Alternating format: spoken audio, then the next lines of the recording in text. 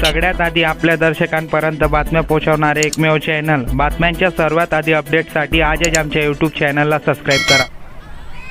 आपलं आयुष्य म्हणजे आंधळी कोशिंबिरीचा खेळ नाही, कारण अचानक कुठलंही संकट येऊन धडकू शकतं। त्यासाठी डोळे सतत उघडे असायला हवेत, अन्यथा अंदाज चुकून आपणच अडचणीत येऊ शकतो। अनेकदा आपण आपत्ती टाळू शकत नाही, पण सतर्कतेमुळे कमीत कमी नुकसान होईल याची काळजी घेऊ शकतो। संकटात घाबरून न जाता मार्ग काढू शकतो। शासकीय सूचनांचे पालन करून आपण मदत पथकाला सहकार्य करू शकतो।